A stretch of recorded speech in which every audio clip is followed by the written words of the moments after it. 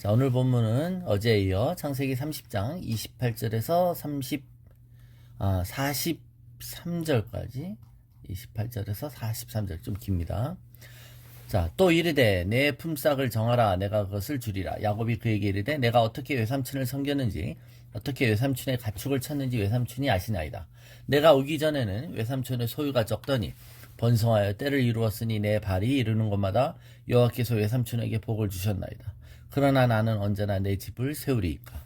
라반이 이르되 내가 무엇으로 내게 주랴. 야곱이 이르되 외삼촌께서 내게 아무것도 주시지 않아도 나를 위하여 이 일을 행하시면 내가 다시 외삼촌의 양떼를 먹이고 지키리이다. 오늘 내가 외삼촌의 양떼에 두루 다니며 그 양 중에 아롱진 것과 점 있는 것과 검은 것을 가려내며 또 염소 중에 점 있는 것과 아롱진 것을 가려내리니 이 같은 것이 내 품삯이 되리이다.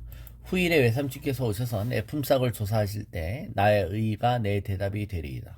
내게 혹시 염소 중 아롱지지 아니한 것이나 점이 없는 것이나 양 중에 검지 아니한 것이 있거든 다 도둑질한 것으로 인정하소서.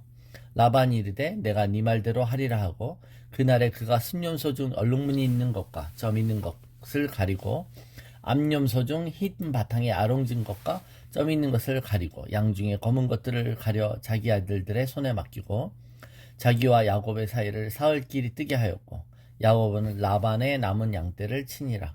야곱이 버드나무와 살구나무와 신풍나무의 모를 푸른 가지를 가져다가 그것들의 껍질을 벗겨 흰 무늬를 내고 그 껍질 벗긴 가지를 양떼가 와서 먹는 개천의 물 구유에 세워 양떼를 향하게 하매 그 떼가 물을 먹으러 올 때 새끼를 베니 가지 앞에서 새끼를 뱀으로 얼룩얼룩한 것과 점이 있고 아롱진 것을 낳은지라. 야곱이 새끼 양을 구분하고 그 얼룩무늬와 검은 빛이 있는 것을 라반의 양과 서로 마주보게 하며 자기의 양을 따로 두어 라반의 양과 섞이지 않게 하며 튼튼한 양이 새끼 뵐 때에는 야곱이 개천에다가 양떼의 눈앞에 그 가지를 두어 양이 그 가지 곁에서 새끼를 베게 하고 악한 양이면 그 가지를 두지 아니하니 그렇게 함으로 약한 것은 라반의 것이 되고 튼튼한 것은 야곱의 것이 된지라. 이에 그 사람이 매우 번창하여 양떼와 노비와 낙타와 나귀가 많았더라. 자, 고향으로 돌아가겠다라는 야곱의 제안에 대해서 라반은 야곱을 묶어두려고 합니다. 그러면서 이제 돈 벌어서 가야지라고 하면서 네 임금 협상을 해보라고 하는 거예요. 여태까지는 14년 동안 거의 무료 봉사로 일했습니다. 그것은 지참금을 대납하는 그런 일종의 형식이 되었던 것이죠. 이제 품삯을 정하라고 합니다. 이제 그 임금 협상을 하는 것입니다. 자, 야곱을 보낼 생각이 없습니다. 일단 임금이 얼마가 책정이 되든 일단은 야곱이 떠나는 것을 미룰 수 있으므로 연기를 시킬 수 있다는 야곱의 속셈이 있었던 것이죠. 예. 자, 그러자 야곱이 이렇게 말합니다. 야곱은 아까 이미 삼촌 라반이 하나님이 너에게 복 주셔서 네가 잘 되는 것을 내가 깨달았다. 즉 점쳐서 알았다라고 했죠. 그런데 오히려 야곱은 하나님의 은혜로 자기가 일 잘하고 이렇게 잘 됐다라기보다는 그 말을 듣고 싶은 게 아닌 거예요. 삼촌 라반에게 듣고 싶고 인정받고 싶은 것은 내가 수고해서 지금 이렇게 삼촌이 복 받은 겁니다 라는 말을 하고 싶은 거예요. 자, 오히려 삼촌 라반은 점을 치는 이방 믿음이 없는 사람이었지만 하나님이 너한테 복 주셔서 내가 복 받았다라고 얘기하고 야곱은 오히려 무슨 소리야 내가 수고했는데 라고 오히려 내가 수고한 겁니다 라고 말합니다. 그죠? 물론 여러분 보세요. 우리가 이런 것과 관련돼서 우리가 은혜를 말할 때 그런 부분이 있습니다. 하나님의 은혜를 말하면 그 은혜에서 동참했던 사람들은 어떨 때 되게 섭섭해 할 수 있다는 겁니다. 그죠? 회사에서 사장이 예수 믿는다고 우리 회사가 이렇게 사업 잘 되고 한 것은 다 하나님의 은혜입니다라고 믿지 않는 직원들 앞에서 그 말을 하면 그 직원들은 상대적 박탈감을 가질 수 있어요. 그죠? 그 직원들 앞에서는 여러분이 수고가 많았습니다. 얘기해야 되는 거죠. 하나님의 축복이므로 하나님께 드리기만 하면 된다고 하며 사장이 헌금은 많이 하고 하지만 직원들의 복지나 직원들의 어떤 보너스 이런 건 전혀 생각 안 할 때 오히려 하나님의 축복을 사람들 앞에 알릴 수 있고 선전할 수 있는 기회를 놓쳐버리는 것이죠. 그러니까 여러분, 교회에서 행해지는 일은 다 하나님의 은혜이고 섭리이지만 또 그 교회에서 하나님의 은혜로 이루어지는 그 일들은 누군가가 수고하고 섬겼기 때문에 일어나는 것입니다. 내가 하나님의 자녀이므로 나는 이런 걸 누리는 게 당연하지 아니죠. 그 일에 쓰임받은 사람들에 대한 적절한 감사와 격려가 마땅히 필요한 것입니다. 그죠? 이번 주에 우리 추수감사 예배를 드리고 식사도 합니다. 그런데 그게 가능하기 위해서는 누군가 수고하잖아요. 누군가 와서 음식도 하고 시간도 내고 와서 이렇게 한다는 겁니다. 이런 일이 없는데 어떻게 맛있는 우리가 점심을 먹을 수 있습니까? 당연히 감사해야 되는 것이죠. 자, 인간이 또 반대도 있어요. 인간이 한 것만을 너무 집중해서 얘기하다 보면 또 하나님이 이 모든 것을 가능케 하신 하나님의 은혜와 영광은 또 온데간데 없는 것이죠. 자, 우리가 가정에서도 하나님께서 우리에게 일용할 양식을 주셔서 감사합니다 라고 하지만 또 그 일용할 양식을 주실 수 있도록 밖에서 일하고 돈 벌어오는 아빠나 엄마의 수고도 당연히 인정해 줘야 되는 것이죠. 자, 이 부분입니다. 예.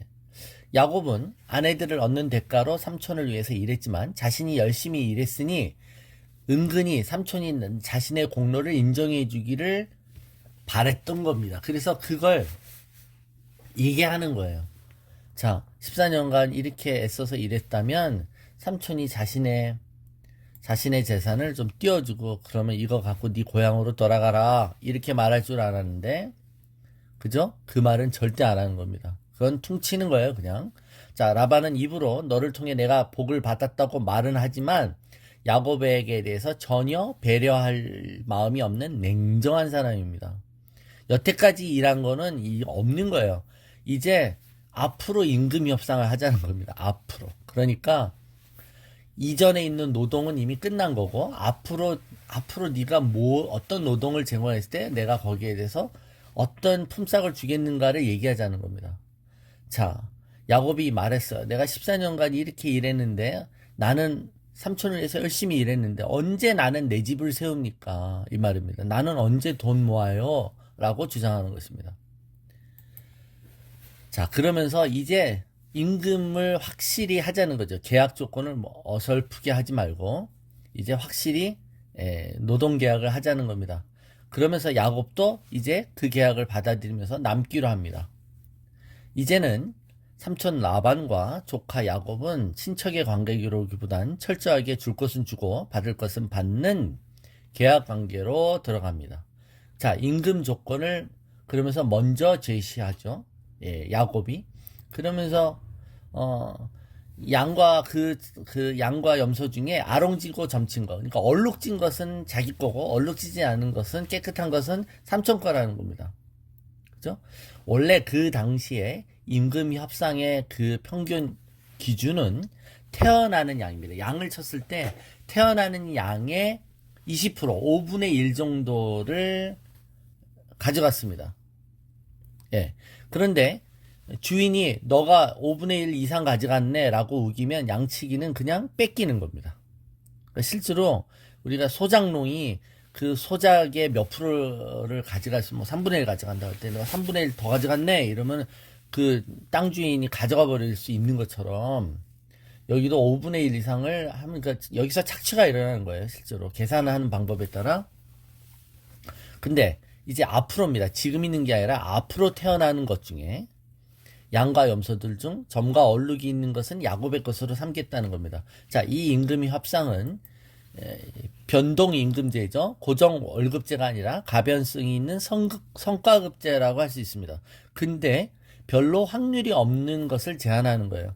원래 유전적으로 아롱지거나 점 있는 것들은 확률이 높지 않아요. 그런데 그것을 오히려 달라고 하는 것이죠. 예. 그런데 왜 이런 걸 할까요? 예. 여러분, 똑같은 양이면 얘가 어떤 양인지 불분명하죠. 근데 겉으로 확실하게 이 무늬로 이게 누구 건지 뭐 이렇게 인을 찍지 않아도 이건 뭐 생긴 것만 보면 색깔만 보면 이게 야곱 건지 라반 건지가 드러나게 한다는 겁니다. 나중에 딴소리 하지 않도록 재산을 나누는 분명한 기준을 제시한 것입니다. 흰색 양들과 검은색 염소가 일반적인데 얼룩 있는 비정상적인 것들이 태어날 가능성은 더 낮았죠. 그러니까 이런 제안을 하는 야곱의 제안은 누가 봐도 이상하면서도 바보 같은 제안이에요. 자, 이런 바보 같은 제안을 하면 삼촌 라반이 조카 야곱을 조금이라도 생각하는 양심이 있다면, 조카 그런 소리 하면 안 되지. 네가 그렇게 하면 네 임금이 너무 적어. 야, 그거는 삼촌이 미안해서라도 못하겠다. 너 다른 조건을 제시해봐. 이래야 되는 겁니다. 그랬는데 삼촌 라반은 얼씨구나 웬 떡이냐 하고 야곱의 그 제안을 덥석 받아들입니다. 뭐 지손해지 하면서 받아들였을까요? 자, 야곱은 왜 그런 어리석은 제안을 먼저 한 걸까요? 삼촌이 먼저 한 것도 아닌데. 근데 여러분, 라반이 이 속에 밝지만 야곱도 여러분 그 이름처럼 교활함에 있어서는 둘째가 라면 서러운 사람입니다. 그가 왜 이런 제안을 했는지는 31장을 에 나중에 나오죠. 31장에 보면 31장 9절부터 13절입니다. 읽지 않고 여러분들 읽으십시오. 꿈에서 나왔다는 거예요. 하나님이 꿈으로 보여주셨다는 거예요. 꿈에서 예. 자, 얼룩무늬 있고 점이 있는 것은 네 것이 될 거라는 거야. 그런 겁니다. 라반이 너한테 행한 것을 내가 봤다는 겁니다. 너한테 불공평하게 대한 거, 임금 착취한 거 내가 다 봤는데 하나님이 갚아주시겠다는 하나님의 계시가 있었다는 거예요. 그래서 그렇게 하라고 한 겁니다. 그죠? 예, 그러니까 여러분 보세요. 하나님이 이 어떤 유전적인 확률의 법칙을 깨고 야곱의 것을 챙겨주시겠다고 말한 겁니다.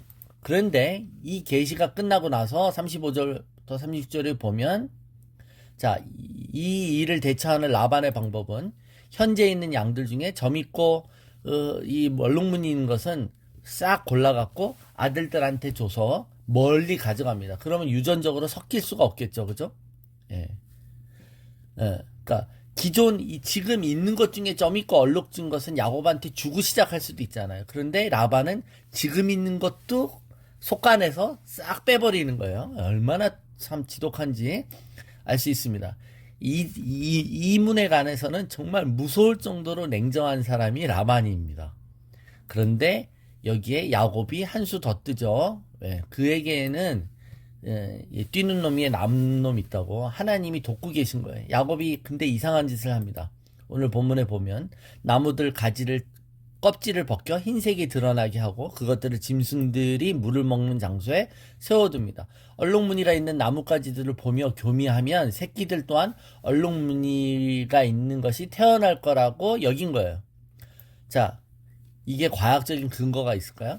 자, 양과 염소의 시신경에 자극을 주면 새끼를 낳는데 영향을 줄 것이라고 생각할까요? 그러니까 어떤 착색 효과가 있다고 생각하는 거 아닙니까? 우리가 뭐죠? 우리가 임신했는데 쌍계란을 먹으면 쌍둥이를 낳는다. 이런 말도 안 근거가 없는 이런 믿음과 비슷하죠? 유전학적으로, 우생학적으로 이런 기대와 이런 행위가 근거가 있는 행위가 아니라는 거예요. 자, 이 본문을 해석할 때 어떤 사람들은 이것이 야곱의 경험적 노하우였다.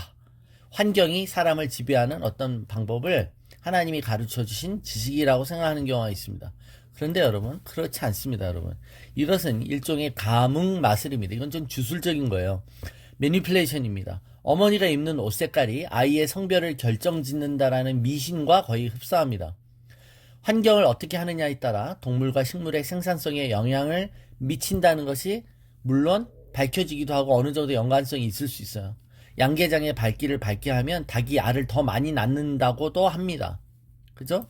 임신할 때 태교로 보고 듣는 것을 좋은 것만 하라고도 합니다. 그러나 지금 야곱이 한 행위는 과학적으로도 설명이 안 되는, 말이 안 되는 행위이고, 과학적으로를 내버려두고 믿음적으로, 신앙적으로도 이것은 하나님에 대한 믿음의 행위가 아닌 것이죠. 그죠? 자기의 소유가 많이 태어나기를 원하는 그 인간적인 목적을 다루기 위한 인간의 노력인 것입니다. 하나님이 꿈으로 계시를 주신 것이 있어요. 그쵸? 예. 그것은 네가 그렇게 하라는 게 아니라 그렇게 하겠다는 거예요. 그 말도 안 되는 확률을 하나님이 일으키셔서 너를 도와주겠다고 말씀하신 거죠. 그런데 인간은 가만히 있지를 못하죠. 나도 뭔가 해야 되는 거예요. 인간 차원에서 몸부림을 쳐야 돼요. 그런데 이 우스꽝스러운 야곱의 그 현실을 자기가 만들려고 하는 이 행동들에 대해서 얼룩진 것들이 태어나기를 바라기 위해서 별 이상한 짓을 하는데, 즉, 이 믿음이 온전한 믿음이 아니죠. 하나님을 온전히 신뢰하는 믿음도 아니에요. 근데 그럼에도 불구하고 하나님이 야곱에게 복을 주십니다. 왜죠? 하나님이 그렇게 언약하셨거든요. 우리가 복을 받는 이유는 우리에게 있어서 어떤 이유가 있어서가 아니라 하나님이 우리에게 복 주시기로 작정하셨기 때문입니다. 이 꿈이 하나님으로부터 온 계시가 맞다면 그냥 믿음으로 기다릴 수 있어야 돼요. 사람들은 확률적으로 얼룩진 것이 너에게 태어날 수 없다라고 하지만 그냥 그죠? 그럼 믿음으로 기다려야 돼요. 그것이 방관이고 그것이 아무것도 안 하는 것 같을지라도 이 모든 일을 주관하시는 분이 하나님이라는 걸 안다면 우리는 어떨 땐 아무것도 안 해야 되죠. 물론 무엇을 하는 게 믿음일 때도 있고 무엇을 안 하는 게 믿음일 때도 있습니다. 근데 이 야곱의 행위는 무의미한 행위였습니다. 그러니까 여기에 아이러니가 있다는 거예요. 이 야곱이 한 이 행동이 인간의 노력이 오히려 주술이고 하나님의 도우심이 실제로 이 일이 가능했던 이유였잖아요. 사람들 중에는 여러분 돈 버는 기술이 있는 사람들이 있어요. 돈 버는 것을 잘 해안을 가지고 발견하는 사람도 있고 그쵸? 그런 재주가 있는 사람들이 있습니다. 그런데 여러분 저와 여러분에게 물질을 주시고 돈 벌게 하시는 분은 하나님이시라는 겁니다. 성경은 그렇게 얘기하는 겁니다. 하나님은 삼촌 라반에게 야곱이 착취당한 걸 내가 보셨다고 합니다. 그 억울함과 그걸 아신다고 말씀해 주셨어요. 그리고 보상해 주시겠다라고 꿈을 통해 말씀하신 겁니다. 하나님은 하나님의 백성들을 이렇듯 책임지시고 관리하시는 분이십니다. 이스라엘 백성이 애굽에서 400년 동안 종살이 하다가 나올 때 하나님은 그들이 빈손으로 나오게 하지 않으셨습니다. 애굽 사람들의 모든 폐물을 다 받아갖고 나오게 하셨잖아요. 그죠? 자기들 백성이 수고한 대가를 반드시 챙겨주십니다. 여기에는 이게 하나님이 보상하시는 가말리엘, 보상하시는 하나님이라는 거예요. 여러분, 우리가 하는 모든 일들, 우리가 애쓰고 하는 모든 일들, 하나님 없이 하는 게 아니라 우리가 하는 모든 것들에 하나님이 갚아주시는 줄로 믿습니다. 여러분, 나는 내 힘으로 돈 버는 사람입니까? 아니면 하나님이 나에게 돈 벌게 해주시는 사람입니까? 개울가에 내다 갖다 놓은 나뭇가지를 보고 양들이 얼룩진 양을 벨 것이라고 믿는 주술을 믿는 사람입니까? 아니면 하나님이 이 불가능한 일들을 생명을 주관하신 이께서 하실 거라고 믿는 사람입니까? 자, 우리가 물질을 대하는 태도에 우리의 진짜 믿음이 드러나게 되어 있습니다. 우리는 돈과 물질의 노예가 아니라 돈과 물질을 휘두르며 돈과 물질을 다스리는 사람이 되시기를 다시 한번 축복합니다.